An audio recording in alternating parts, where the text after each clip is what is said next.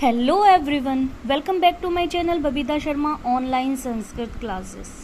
तो बच्चों, आज हम कविता सूरदास जी के पदों की बहुविकल्पी प्रश्नों का अभ्यास करेंगे। तो एग्जाम में आपके बहुविकल्पी प्रश्न भी आते हैं, तो एक एक करके हम सारे ही पाठों का अभ्यास करेंगे।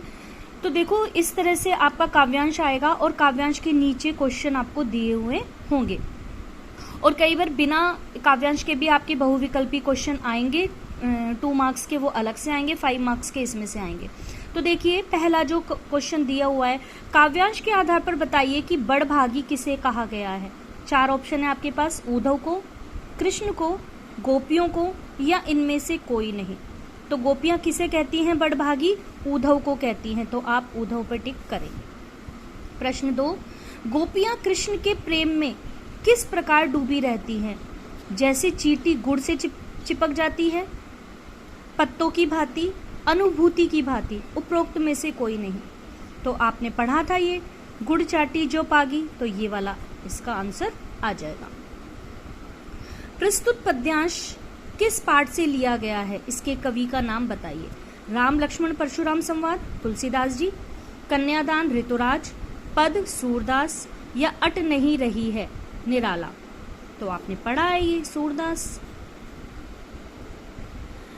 प्रस्तुत काव्यांश में गोपियों ने स्वयं को क्या कहा है? अबला, भोली, पहला और दूसरा दोनों या अनुरागी। तो अबला भी कहा है और भोली भी कहा है, तो दोनों ऑप्शन सही हैं, तो आप इस पर टिक करें। अगला देखो, गोपियों ने उद्धव की तुलना किससे की है? कमल के पत्ते से, तेल की गागर से, पहला और दूसरा दोनों या फिर गुड़ के समान। तो गोपियों ने उद्धव की तुलना किससे की है? आपको उसमें बताया था कि उदाहरण से समझाया था गोपियों ने। तो इसके अंदर पहला और दूसरा, यानी कमल के पत्ते के समान भी बताया उसको और तेल की गागर के समान भी बताया, तो आपका ऑप्शन होगा ये। अब नेक्स्ट देखो, प्रस्तुत काव्यांश में हारिल की लकड़ी किसे कहा गया है? तो हारिल की लकड़ी किसे कहा था उन्होंने? गोपियों को, श्री कृष्ण को, उद्धव को, इनमें से कोई नहीं। तो यहाँ गोपियां कहती है हमारे कृष्ण हारिल की लकड़ी, तो कृष्ण को कहा गया है। गोपियों को उद्धव द्वारा लाया गया योग का संदेश किसके समान लगता है? हारिल पक्षी के, कड़वी ककड़ी के, उद्धव के या इनमें से कोई नहीं। तो इसका आंसर होएगा कड़वी ककड़ी के समान। तिनहि ले सौंपो पंक्ति में किसकी ओर संकेत किया गया है? गोपियां कहती है सूतो व्याधि तिनहि ले सौंपो, योग संदेश के लिए वो कहती है कि ये तो उनको ही ले जाकर सौंपो। किनको?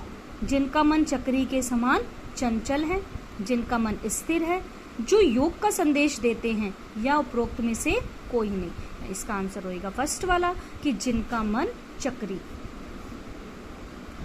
काव्यांश के आधार पर बताइए कि गोपियों ने मन, वचन और कर्म से किसको अपने हृदय में बसाया है? उद्धव को, स्वयं को, श्री कृष्ण को, ये सभी। तो उन्होंने अपने मन में श्री कृष्ण को बसा रखा है।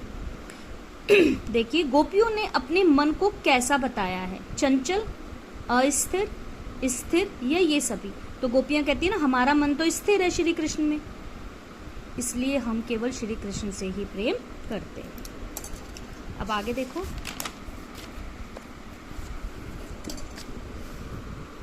मथुरा जाते समय श्री कृष्ण गोपियों का क्या ले गए? नीति, मन, बुद्धि, इनमें से कोई नहीं। तो वो श्री कृष्ण का क्या ले गए थे? मन ले गए थे। उद्धव भले लोग आगे के, परहित डोलत धाये, इस पंक्ति का क्या आशय है? तो पहले के लोग धूर्त थे, जो दूसरों की भलाई नहीं करते थे, दूसरों की भलाई न करने वाला। पहले के लोग भले थे, जो दूसरों की भलाई के लिए दौड़े चले आते थे, उपरोक्त सभी। तो इसमें उद्धव के लिए गोपियां कहती है ना कि पहले के लोग भले होते थे, जो दूसरों के हित के लिए डोलते फिरते थे। तो ये वाला ऑप्शन आपका थर्ड वाला एकदम सही है। गोपियां राजधर्म की बात किससे कहती हैं? कृष्ण से, उद्धव से, हरि से, स्वयं से।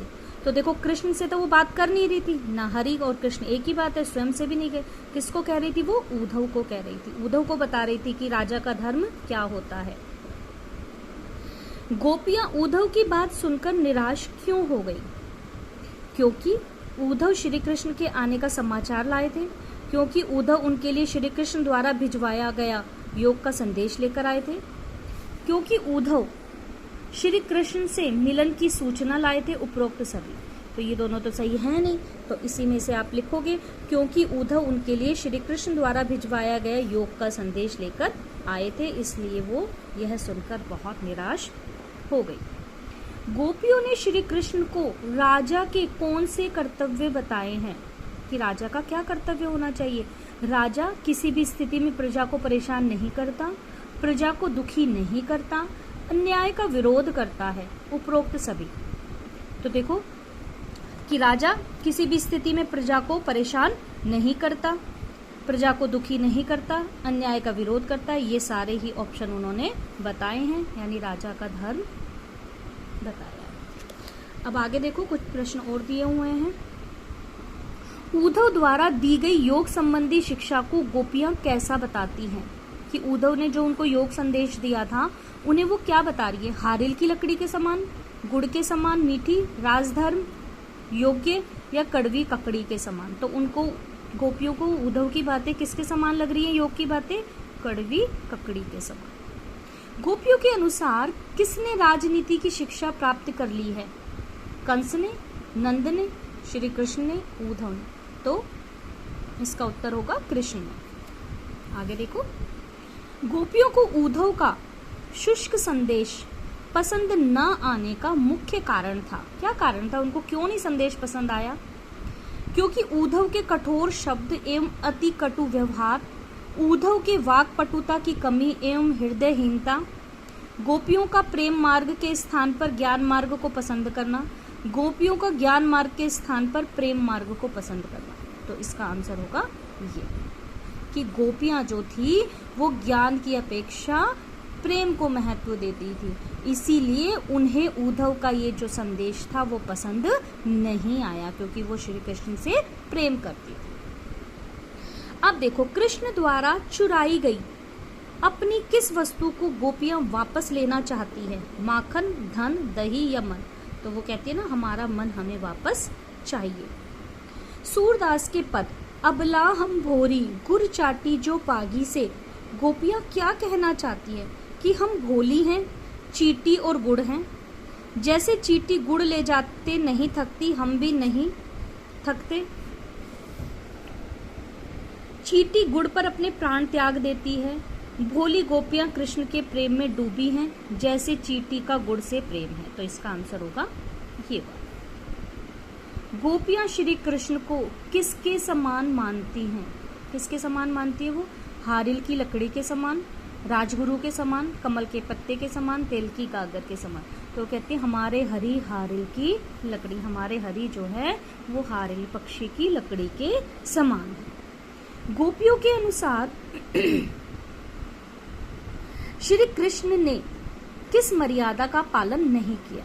प्रेम की मर्यादा, लोकलाज की मर्यादा, सामाजिक मर्यादा, या ये सभी? तो वो कहती है ना कि उन्होंने प्रेम की मर्यादा को तोड़ दिया। तो इसका उत्तर होगा प्रेम की मर्यादा। गोपियां उद्धव से योग रूपी व्याधि को किसे देने के लिए कहती है? वो कहती है ना, ये तो रोग कहाँ से ले आए हो, और ये उन्हें ले जाकर दो जिनका मन चक्री है। तो अब देखो, किसको ले जाने को, किसको देने के लिए कहती है वो? स्थिर मन वाले व्यक्ति को? नहीं। ज्वर पीड़ित व्यक्ति को? ये भी नहीं। अस्थिर मन वाले व्यक्ति को, या शारीरिक रूप से विकलांग व्यक्ति को। तो इसका उत्तर होगा ये वाला, अस्थिर मन वाले, यानी जिनका मन चक्री के समान घूमता रहता है। अगला देखो, गोपियां उद्धव को बड़भागी क्यों कह रही हैं? क्यों कहती हैं उद्धव को बड़भागी? उनसे ईर्ष्या करके, उनसे खींच कर, उन पर व्यंग कर, या उन पर क्रोध करती हैं। तो गोपियां उन पर क्या कर रही हैं? व्यंग कर रही हैं। व्यंग में कहती हैं कि तुम बड़े भाग्यवान हो। एक्चुअल में तो वो क्या कहना चाहती है कि तुम बहुत ही भाग्यहीन हो। अब देखो नेक्स्ट, सूर के पद के आधार पर बताइए कि गोपियों ने व्यंग कसते हुए किसे भाग्यशाली कहा है? उद्धव को कहा है उन्होंने भाग्यशाली। ये पहले भी क्वेश्चन यही वाला सेम रिपीट हुआ है। आगे देखो, गोपियों के अनुसार श्री कृष्ण अपने किस कार्य द्वारा उन पर अन्याय कर रहे हैं, बिना बताए मथुरा जाकर, राजधर्म की बातें करके, रोज रोज उनके स्वप्न में आकर, या योग का संदेश भिजवाकर। तो वो कहती है ना कि योग का संदेश भिजवाने पर ही वो कहती हैं कि उन्होंने हमारे साथ अन्याय किया है। तो इसका उत्तर होगा योग का संदेश भिजवाकर। अब अगला देखो, हरि है राजनीति पढ़ियाए का तात्पर्य स्पष्ट कीजिए। कृष्ण राजा बन गए और राज्य की नीति सीख लिए हैं। कृष्ण राजनीति के कारण योग का प्रचार कर रहे हैं। कृष्ण अब पहले से ज्यादा बुद्धिमान हो गए हैं, या कृष्ण अब और चतुर, छली और धोखा देने में माहिर हो गए हैं। तो देखो इसमें ये वाला भी है, पहले से ज्यादा बुद्धिमान हो गए हैं, उन्होंने राजनीति सीख ली है, लेकिन इस वाले ऑप्शन में ज्यादा चीजें आई हैं, इसलिए आपको इसे टिक करना है। ठीक है, तो उम्मीद है आपको कुछ इससे मदद मिलेगी। आगे का क्वेश्चन मैं फिर लेकर आऊंगी नेक्स्ट वीडियो में।